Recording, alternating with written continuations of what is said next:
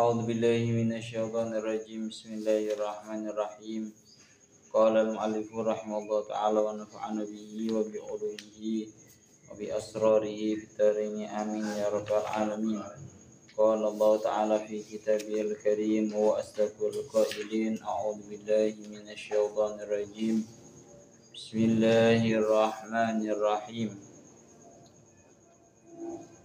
قل إن اجتمعت الإنس والجن على أن يأتوا بمثل هذا القرآن لا يأتون بمثله ولو كان بعضهم لبعض ظهيرا.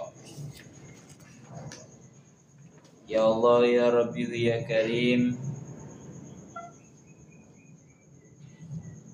Qul ngucapo sapa sira Muhammad, la ini ijtama'at ing pengucap la ini ijtama'atil insu wal jinnu. La ini ijtama'at lamun dadi kumpul. La ini ijtama'at yaktine lamun dadi kumpul. Sapa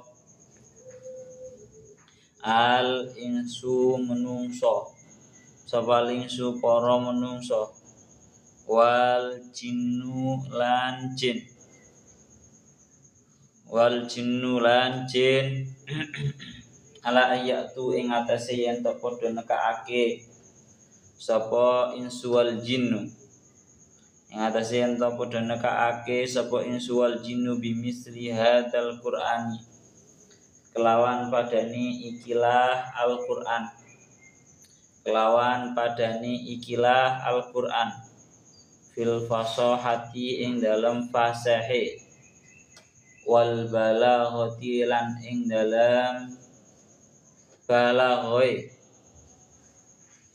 La ya'tuna niki jawabe la ini ijtama'atil insu, la ya'tuna mongko yektine la ya'tuna mongko ora bisa nekaake sapa insu wal jinnu, ora bisa nekaake sapa insu wal jinnu bimislihi kelawan padane Al-Qur'an, kelawan padane Al-Qur'an. Ya Allah ya Rabbi ya Karim, kelawan padane Al-Qur'an. Walau kana senajan ono sapa ba'dhum sebagiane insu wal jinnu li ba'din maring sebagian kang weneh, maring sebagian kang weneh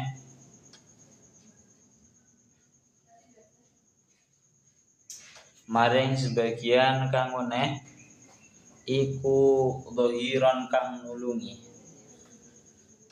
iku dhahiran kang nulungi ai mu'inan tegese kang nulungi. Pun sak monten mawon. Terus sak mangkin iki membahas ayat yang ke-88. Kullu in ijtama'atil insu wal jinnu ala ayatu bimisli hadzal qur'ani la ya'tuna bimislihi walau kana ba'dhum li ba'din dhahira. Ucapkan wahai Muhammad, la ini ijtama'atil insu wal jinnu, andaikan berkumpul seluruh para manusia dan seluruh jin, la ya'tuna ala ayatu bimisli hadzal qur'an, dengan tujuan untuk mendatangkan dengan semisal Al-Qur'an ini, yakni fil fasahati wal balaghah, yakni di dalam segi kefasihannya, dari segi balaghahnya, niscaya la ya'tu nabi mislihi, niscaya mereka semua para manusia dan juga para jin itu tidak akan mampu untuk mendatangkan dengan semisalnya Al-Qur'an. Walau kana ba'duhum li ba'din dhahira ay mu'ina, sekalipun sebagian dari manusia dan juga jin kepada sebagian yang lain itu saling tolong menolong. Ya. Jadi walaupun seluruh golongan manusia dan juga jin itu berkumpul untuk membuat bahasane Al-Quran tandingan atau sebuah hal yang mirip dengan Al-Quran, niscaya mereka tidak akan mampu walaupun satu sama lain saling menolong pun. Ya Allah ya Rabbi ya Karim. Ya, ayatnya juga sudah sangat jelas kalau hubungan ayat ini dengan ayat yang kemarin, bahwa ayat yang kemarin bahwa utitu minal ilmi illa qalila, dan tidaklah kalian semua tidak diberi dari ilmu kecuali hanya sedikit. Wala in syi'na lanadhabanna billadzi auhayna ilaika tsumma la tajidu laka bihi alaina wakila. Ini pun jelas hubungannya dengan ayat yang sebelumnya, bahwa andaikan saya Allah berkehendak untuk menghilangkan, menyirnakan terhadap Al-Quran yang telah kami wahyukan, yang telah aku wahyukan kepada engkau, maka engkau tidak akan menemukan pada Al-Quran orang yang bisa engkau pasrai, dengan artian gak ada satu orang pun yang mampu untuk mengembalikan. Nah, bahkan sekalipun kalau kita lanjutkan ini, bahkan andaikan seluruh para manusia dan juga jin itu berusaha untuk membuat semisal Al-Quran, niscaya mereka tidak akan bisa, niscaya mereka tidak akan pernah mampu. Niku secara garis globalnya. Sekarang kita membahas mengenai asbabun nuzulil ayat. Sebab nuzulnya ayat ini, asbabun nuzulnya ayat ini kita nukan. Yang ketiga akan asbabun nuzulil Allah.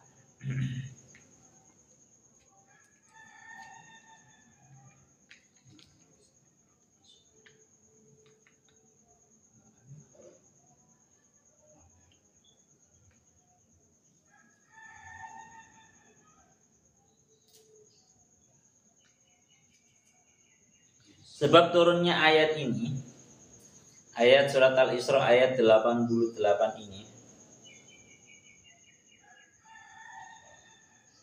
adalah akhraja Ibnu Ishaq wa Ibnu Jarir min tariqi Sa'id au Ikrimah an Ibnu Abbas qol, diriwayatkan daripada Sayyidina Imam Ibnu Abbas, beliau berkata, qol atan Nabi sallallahu alaihi wasallam Salam ibnu Mishkim fi amatin min Yahuda sammahum. Ya, faqalu kaifa nattabi'uka wa qad tarakta qiblatana. Diceritakan dulu itu ada salah seorang dari golongannya orang Yahud bernama Salam. Salam ini sawan dumateng Kanjeng Nabi, seraya golongannya orang-orang Yahudi itu berkata kepada matur kepada Kanjeng Nabi, kaifa nattabi'uka wa qad tarakta qiblatana. Kanjeng Nabi, bagaimana mungkin kita bisa mengikuti terhadapmu pada nona? Bagaimana mungkin kita ini bisa mengikuti terhadapmu? Ya, itu ya. Bahasanya bagaimana mungkin kita bisa mengikutimu sedangkan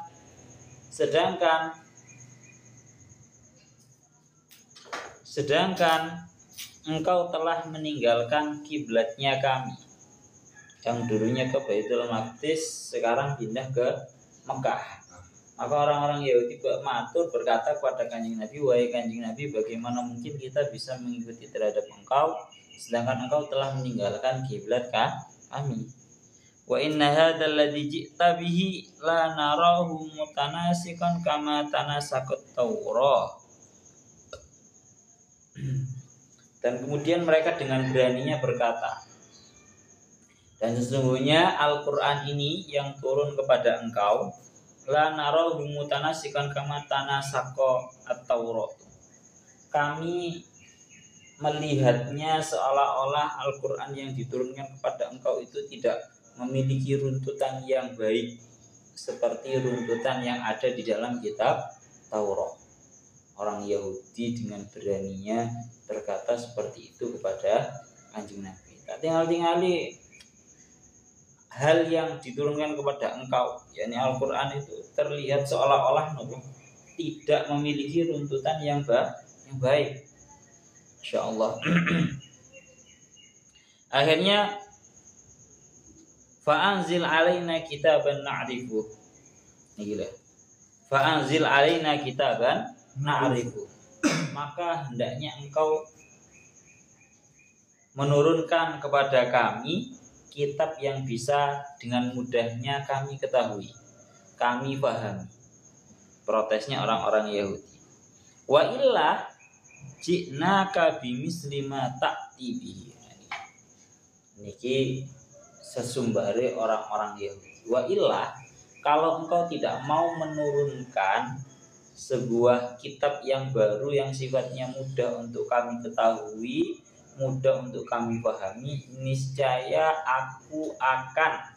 kami semua orang Yahudi akan mendatangkan sebuah perkara yang mirip dengan Al-Quran. Di orang Yahudi dengan sumbernya, mereka seolah-olah merasa mereka itu sanggup untuk mendatangkan dengan semisal Al-Quran.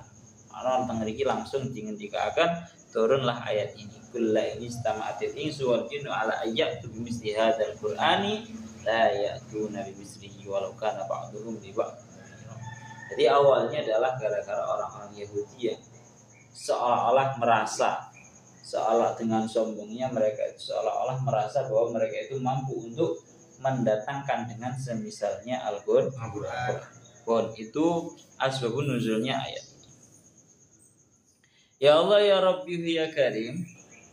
Lah, sekarang kita mulai lanjut ke tentang penafsirannya.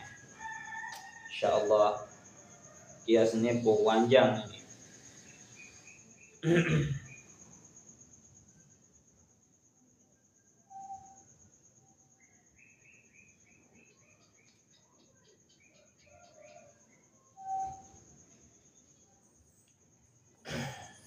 Kita lanjutkan tafsir secara terperincinya.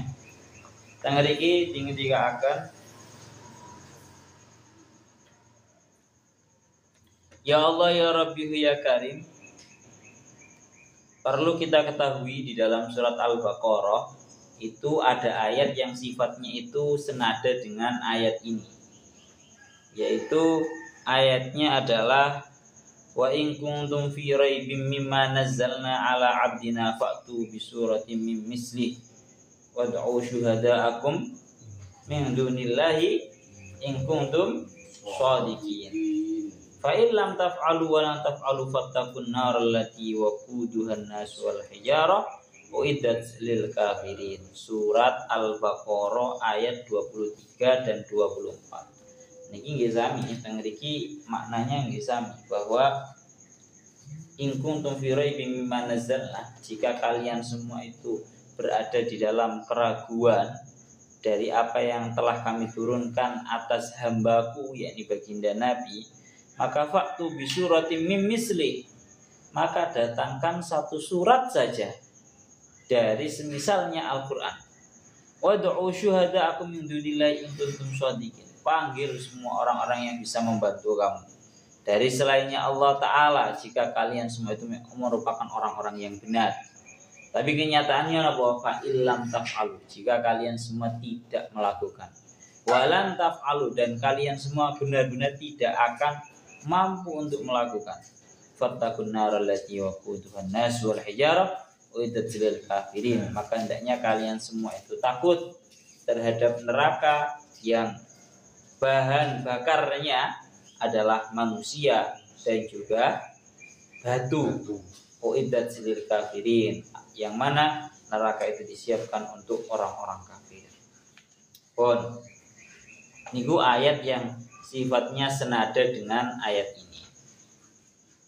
Lah mulakno kalau kita lanjutkan dengan iki dawuhnya Syekh Mutawalli Asy'ari. Dawuhnya Allah Ta'ala berupa kalimat qul niki la yaquluha al-haqqu subhanahu bainahu wa baina rasulih Balil murad a'linha ya Muhammadu alal mala'i wa asmi biha an-nasa jami'an li annal qadiyatu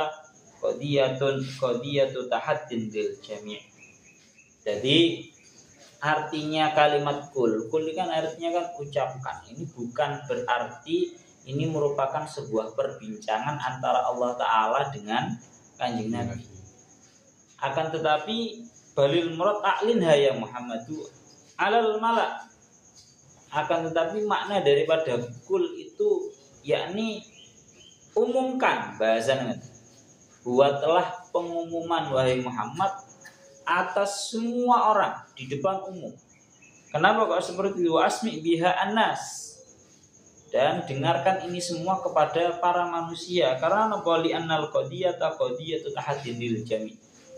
Karena bahasa nih, tantangan la ini ijtama'atil insu wal jinnu, ini merupakan sebuah tantangan yang ditujukan kepada semuanya, semua manusia dan juga semua golongan jin. Ya, jadi istilahnya bukan perbincangan antara Allah Ta'ala dan juga dengan Kanjeng Nabi mawon. Akan tetapi ini memang sifatnya global. Kanjeng Nabi dikongkon pengumuman. Bahasanya ini pengumuman sing sifatnya koyok sandiwara. Sing koyok sifatnya ini merupakan sebuah bentuk tantangan. Kira-kira siapa yang bisa membuat dengan semisalnya Al-Quran? Bahasanya jangan kok sampai semisalnya Al-Quran. Kalau di dalam ayat yang surat Al-Baqarahnya itu bahasanya fa'tu bisuratim mim misli. Datangkan satu surat saja, gak usah sepenuhnya Al-Quran. Datangkan cuma satu surat saja. Niscaya mereka tidak akan pernah mampu. Pun. Jadi bahasanya ayat ini adalah qadiyatu tahaddin, atau ayatnya ini sedang membahas yang namanya sebuah sandiwara yang sifatnya itu menantang semuanya. Silahkan kalau ada yang mampu. Silahkan kalau ada yang mampu. Pun kita lanjutkan lagi. La ini ijtama'atil insu wal jin. Apabila berkumpul semua manusia dan juga jin. Wa huma asaqalan, yang namanya jin itu merupakan dua hal yang memberat-berati terhadap bumi. Jadi asaqala ini welek krungu kalimat asaqala ini iku maknane barang loro kang ngebot-ngeboti ing bumi. Dan itu maksudnya adalah manusia dan juga jin. Alladzani yakunani ummatat taklid, yang mana manusia dan juga jin ini merupakan ummatat taklid, yakni golongan yang terkena taklidnya Allah Ta'ala, menungso karo jin. Lah nang ini menjadi sebuah pertanyaan, lala pokok malaikat itu gak disebut no pisan. Kenapa kok hanya manusia dan juga jin? Kenapa malaikat kok nggak dimasukkan la ini ijtama'atil insu wal jinnu wal malaikatu semisal? Kenapa kok malaikat tidak disebutkan? Dawuhnya tengriki dikatakan al jinnu al malaika walam yakul wal malaikatu ma'a annahu mu'jizun lahum aidan li annahum muslimuna munqaduna fala yahtajuna lirraddi alaihi. Dawuhnya Syekh Asawi dalam Al-Qur'annya itu kenapa enggak didawuhkan wal malaikatu? Padahal yang namanya Al-Qur'an pun itu juga menjadi istilahnya perkara yang mu'jiz, yang mengalahkan untuk para malaikat juga. Gampang ngomong, Al-Quran itu bukan hanya tidak bisa ditiru oleh manusia dan juga jin, malaikat pun juga tidak bisa. Kenapa kok tidak dicantumkan di sini? Karena yang namanya para malaikat semuanya itu taslim. Semuanya para malaikat itu apa bahasanya? Percaya, pasrah bahwa Al-Quran itu memang merupakan kalamullah. Jadi nggak perlu dimasukkan dalam kategori la ini ijtama'atil insu wal jinnu, nggak perlu ada wal malaikat. Lah tengeriki dingendikaken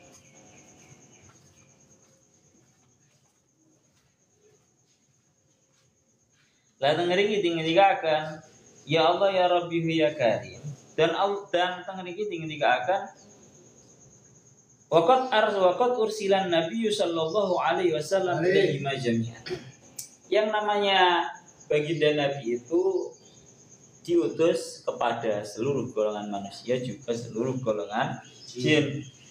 Dan jin pun itu mendengarkan Al-Qur'an seperti halnya mendengarkannya para manusia terhadap Al-Qur'an. Seperti yang dilakukan dalam surat Al-Jin ayat 1 sampai ayat terusnya niku qul uhiya ilayya annahu istama'a nafarum minal jinni faqalu inna sami'na qur'anan ajaba yahdi ila rusydi fa amanna bih. Jadi ucapkan telah diwahyukan kepadaku bahwa sesungguhnya ada segolongan daripada jin itu telah mendengar hingga mereka itu berkata sesungguhnya aku mendengar terhadap Quran yang sangat menakjubkan. Jadi jin pun itu juga mendengarkan terhadap Al-Quran seperti halnya mendengarkannya para manusia terhadap Al-Quran. Sampai-sampai yang namanya jin itu terkagum-kagum. Jin yang Islam ya, itu terkagum-kagum di saat mendengarkan yang namanya Al-Quran. Inna sami'na Qur'anan ajaba. Bahkan bukan hanya itu, yahdi ila rusydi fa amanna. Yang namanya Al-Quran ini perkataannya jin ya. Al-Quran itu menunjukkan kepada sebuah kebenaran, maka kami beriman terhadap Al-Quran. Jadi golongan jin pun itu ada yang Islam, yang iman juga terhadap Kanjeng Nabi dan juga Al-Quran. Lah, sekarang begini, tadi kan sudah dikatakan bahwa yang namanya ayat ini merupakan sebuah ayat tahaddi.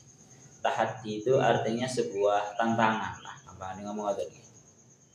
Nah, yang namanya tantangan dan yang namanya tantangan itu pasti sesuai dengan yang lagi viral pada zaman itu. Nah, bahwa yang namanya tantangan itu pasti sesuai dengan yang lagi viral di zaman itu. Melanang riki dingdikakan lidzalika ja'at mu'jizatur rusuli min jinsi ma nabagha fihi alqaumu liyakuna at-tahaddi fi mahalli. Oleh karena itu, mukjizatnya setiap rasul itu pasti tergolong daripada jenisnya sebuah perkara yang orang-orang pada zaman itu lagi menggandrunginya, lagi menggelutinya, ya, sehingga tantangan tersebut itu sangat cocok, paham ora? Lah nek wis gampangane ngomong usum-usuman, lah nek usume sate, lah malah mengadakan perlombaan nasi goreng nggak cocok.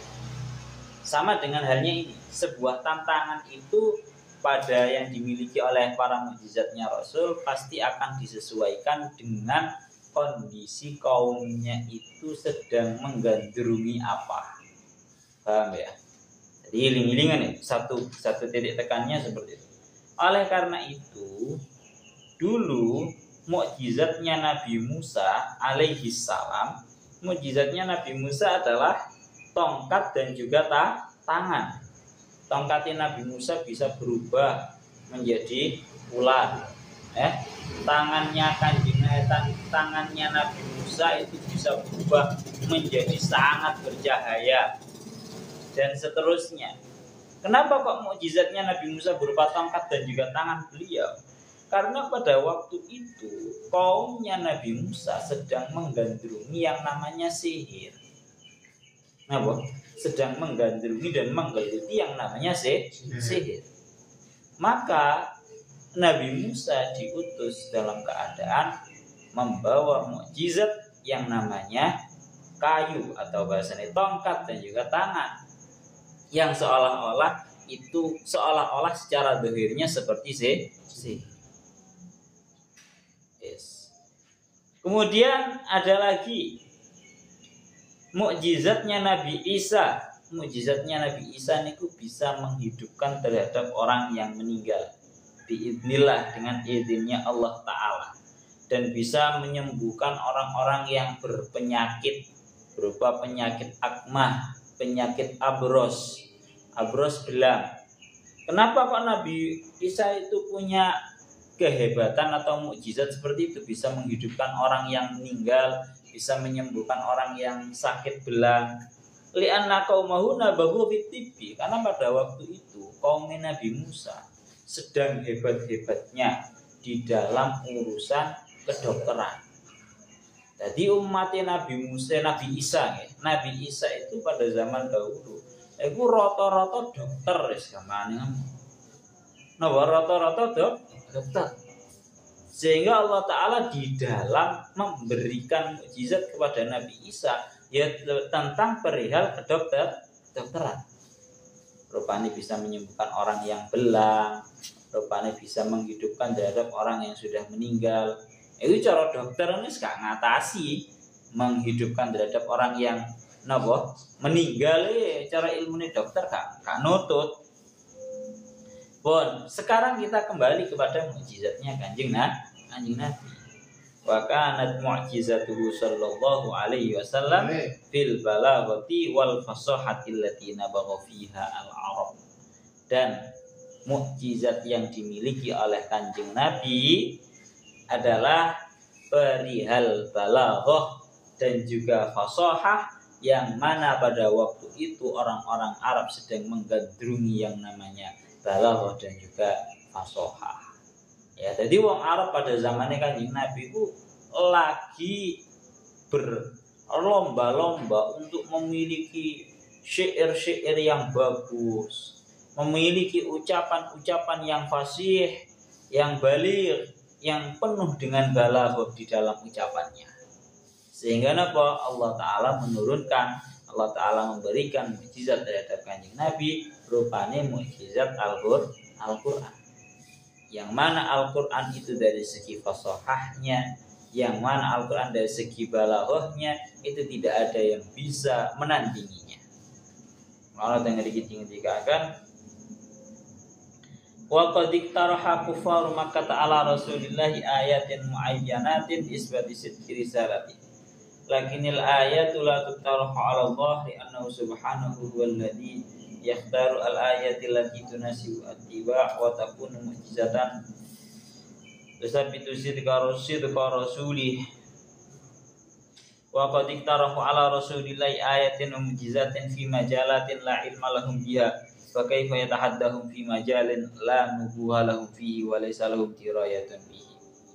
Jadi sebenarnya orang-orang Arab itu sudah berusaha untuk membuat ayat, tapi gak bisa. Yang namanya ayat itu dibuat-buat itu gak bisa. Matan dah.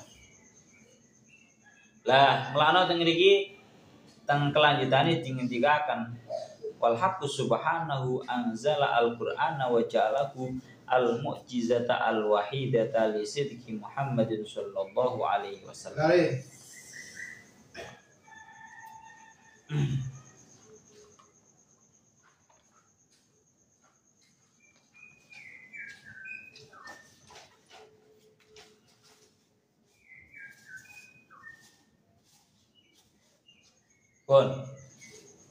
Dan Allah Ta'ala menurunkan kepada baginda Nabi Al-Quran, dan Allah Ta'ala menjadikan Al-Quran itu merupakan satu-satunya mukjizat yang menunjukkan atas kebenarannya Kanjeng Nabi. Dari segi napa wa mukjizatul wahidatul likulli ummatil Islam min ladun Rasulillah ila qiyamis saah. Yang namanya Al-Quran itu merupakan sebuah satu-satunya mukjizat untuk semua umat Islam mulai dari zamannya Kanjeng Nabi hingga nanti datangnya hari kiamat. Ya. Jadi perlu kita ketahui mukjizat teragungnya Kanjeng Nabi adalah nopo? Al-Quran. Kenapa kok mukjizat yang paling agung, mukjizat satu-satunya yang paling agung yang dimiliki oleh Kanjeng Nabi itu adalah Al-Quran? Karena Al-Quran itu merupakan sebuah mukjizat yang akan terus ada, yang terus akan dijaga oleh Allah Ta'ala hingga hari kiamat. Dan ini tidak mencegah bahwa sebenarnya Kanjeng Nabi juga memiliki mukjizat selain Al-Quran. Oh, Kanjeng Nabi punya kehebatan yang lain, Mbak. Punya kehebatan yang lain. Rupanya seperti yang kita ketahui bahwa Kanjeng Nabi niku dari jari jemarinya nyumber air. Kemudian pepohonan dan juga hewan, pohon-pepohonan itu bisa omong-omongan dengan Kanjeng Nabi. Hewan-hewan itu bisa ngomong dengan Kanjeng Nabi. Dan ngomongnya itu memang benar-benar disaksikan sama orang-orang yang hadir di tempat itu. Maka mukjizat-mukjizat yang modelnya seperti ini itu tidak lain tidak bukan maksud tujuannya hanya diperuntukkan untuk orang-orang yang pada waktu itu ada, paham ora? Lek gur masalah menungguhi sing jenenge Kanjeng Nabi iso omong-omongan karo hewan, sing jenenge pepohonan itu bisa berjalan menuju Kanjeng Nabi. Itu semua hanya diperuntukkan untuk orang-orang yang ada pada saat itu. Ya. Kalau untuk orang-orang zaman sekarang nggak ada, kembalinya manfaatnya maksudnya nggak ada, beda dengan Al-Qur'an. Dan seperti yang didakwakan oleh Syekh Mutawalli Asy'arawi, beliau niku dawuh Al-Quran ini memiliki kehebatan dan kekhususan yang tersendiri dari kitab-kitab yang lainnya. Memiliki kehebatan dan kekhususan yang tersendiri dari kitab-kitab yang lainnya, daripada kitab Taurat, Injil dan juga Zabur. Ini beda, Pak. Punya keistimewaan tersendiri. Keistimewaannya nopo? Tengeriki ingin dikatakan bahwa haitsu nazala jami'an amrayni. Bahwa yang namanya Al-Qur'an itu turun dalam keadaan mengumpulkan dua hal. Yang pertama annahu manhajun samawiyun yunaddimu harakatal hayah. Yang namanya Al-Qur'an ini merupakan sebuah manhaj yang turun dari langit yang berfungsi untuk mengatur sebaik mungkin pergerakan kehidupan ini. Itu yang pertama. Yang kedua, wa huwa fil waqti nafsihi mu'jizatun musahibatun lil manhaj la tanfaku anhu ila qiyamis saah. Dan di dalam waktu yang bersamaan, yang namanya Al-Qur'an itu merupakan sebuah mukjizat yang membarengi terhadap manhaj tersebut, yang tidak akan terpisah, yang tidak akan berubah hingga hari kiamat. Artinya gimana sih? Jadi fungsinya Al-Qur'an itu ora kok mek sekedar manhajun samawiyun tunaddimu harakatal hayah. Fungsinya Al-Qur'an itu bukanlah hanya merupakan sebuah manhaj yang sebangsa langit yang digunakan untuk meruntutkan kehidupan, mengatur kehidupan, pergerakan kehidupan secara baik. Tapi sekaligus juga itu merupakan sebuah mukjizat. Mukjizat yang nanti membarengi terhadap manhaj tersebut yang tidak akan berubah hingga hari kiamat. Kita dedekno ini. Jadi kitab Al-Qur'an itu langsung fungsinya loro. Satu sebagai bentuk manhaj samawi, yang nomor dua sebagai mukjizat. Ini berbeda dengan kitab-kitab yang diturunkan dengan pada nabi-nabi selainnya Kanjeng Nabi. Mulanya Syekh Mutawalli Asy'arawi beliau melanjutkan, amal kutubu as-sabiqatu fakana ta'ti bimanhajin faqat. Ya, kalau kitab-kitab yang terdahulu sebelumnya Al-Qur'an itu fungsinya cuma satu, yaitu mendatangkan sebuah manhaj samawi yang digunakan untuk mengatur kehidupan, pergerakan kehidupan ini secara baik. Tapi tidak berfungsi untuk mukjizat. Karena apa? Amal mukjizat itu fasyai'an akhar fasilan anil kitab. Karena mukjizat yang dimiliki oleh nabi-nabi pada zaman itu mukjizatnya sesuatu perkara yang terpisah dari Al-Qur'an. Rupanya nopo? Ngriki dikatakan fa mukjizat Musa al-asa wal yadu wa kitabu at-Taurat. Maka mukjizatnya Nabi Musa adalah tongkat dan juga tangan beliau, sedangkan kitabnya adalah kitab Taurat.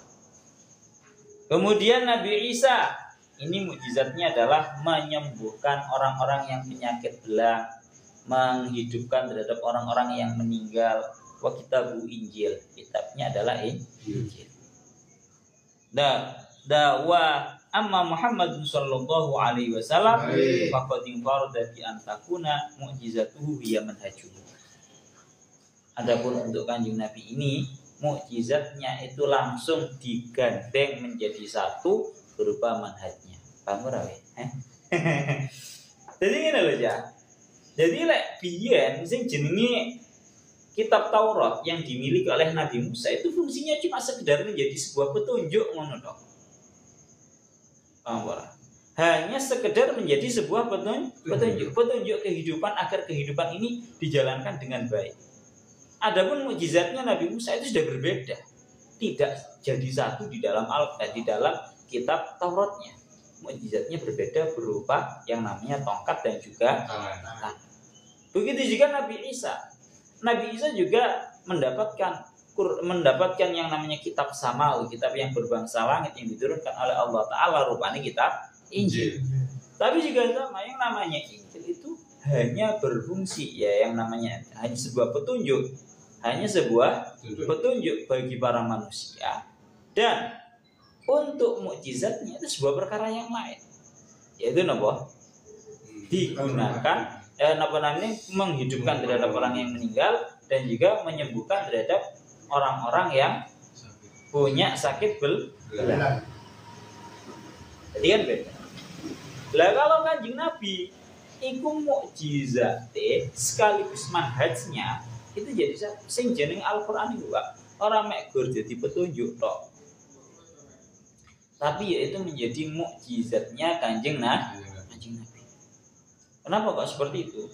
Dengar ini dikatakan, oleh karena itu ketika orang-orang kafir Makkah meminta terhadap Kanjeng Nabi agar yang namanya Gunung Mekah itu dipindahkan, ya, sehingga datarannya mereka itu menjadi luas, pengen dijadikan sawah, ben iso nandur bahasanya. Dan mereka juga menginginkan agar orang-orang yang meninggal dari mereka itu agar bisa dihidupkan kembali. Agar orang-orang yang sudah meninggal itu bersaksi bahwa Kanjeng Nabi ini adalah sosok yang benar. Maka yang ada Allah Ta'ala tidak mengabulkan permintaan mereka. Seraya menghitabi terhadap mereka, walau anna Qur'anan suyirat bihil jibalu au qutti'at bihil ardu au kullima bihil mauta balillahil amru jami'a. Andaikan yang namanya Al-Quran ini digunakan untuk menjalankan yang namanya menjalankan, memindahkan terhadap pegunungan, aukut tiat bihil ardu atau dipotong-potong tanah bumi ini, aukul lima bihil mauta atau digunakan untuk menghitopi, ya, digunakan untuk mengajak bicara terhadap orang-orang yang mati, balillahil amru jami'a. Maka sesungguhnya segala urusan itu hanya milik Allah. Yakni apa maksudnya? Aikana fil Qur'ani ghinan lakum angkul li hadhil masail. Yakni di dalam Al-Qur'an itu sudah banyak perkara yang mencukupi terhadap kalian semua dari permasalahan-permasalahan yang kalian minta. Dari permasalahan-permasalahan yang kalian minta. Jadi tidak dikabulkan permintaan mereka ingin gunung itu dipindahkan dan seterusnya, nggak dikabulkan karena sudah cukup. Kalau kalian ingin mukjizat berupa itu sudah cukup untuk sebuah kebenarannya itu berupa kalian itu membaca Al-Quran dan mengangan-angan dalam maknanya Al-Quran, niscaya kalian bisa iman. Cukup. Toh cara ditambahi mana? Al-Quran itu bukan hanya sekedar menjadi petunjuk, tapi digawe jopo, digawe apa iki bahasane? Sowo digawe napa jimat barang ya kan? Kena. Ya ngono to. Ini sing sering tak sampeyan khut minal Qur'ani masyita. Ambil dari Al-Qur'an ayat yang kamu mau dengan tujuan yang kamu mau pula. Itu kena. Berarti kan yang namanya Al-Qur'an itu bukan hanya sekedar manhaj samawi atau istilahnya sebuah petunjuk bagi para manusia, akan tapi juga bisa menjadi sebuah pola mukjizat. Kena digawe nyowo, kena digawe napa? Jimat kan. Kena digawe nyowo rupane wingi habis ayat Al-Khudri maca Fatihah telu bayarane wedhus 30 dan seterusnya. Dan Kanjeng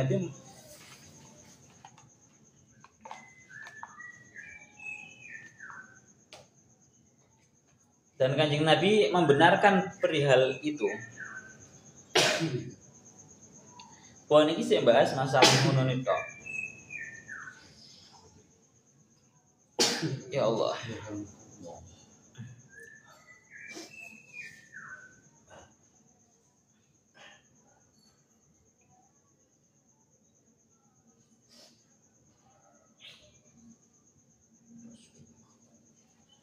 Sak manten mawon ya. Bisa kita bahas lagi lebih panjang nanti mengenai masalah mukjizatnya Al-Quran. Kalau sebenarnya sebuahnya, contoh satu mawon ya, yang mana Al-Quran itu tidak akan bisa ditiru dengan oleh orang-orang bahwa yang namanya ayat Al-Quran itu semuanya runtut. Sampai ada ulama yang ngarang sing jenenge kitab Tanasub. Ya Allah, kitab Nadmud Duror fi Tanasubil ayati wassuwar. Jadi per ayatnya saja selalu ada hubungannya. Kemudian setiap suratnya pun juga ada hubungannya. Saiki sapa sing iso gawe buku sing modele kaya, dan nanti juga dibahas oleh para ulama kehebatan yang lainnya. Sing jelas fa illam taf'alu walam taf'alu. Akan ada yang bisa dari kalian semua itu melakukan hal tersebut. Pun Pak Samanten mawon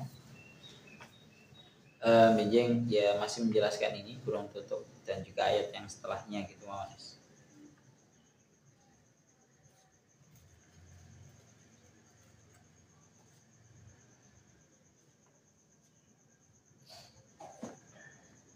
Lahu nawallahu a'lam bissawab.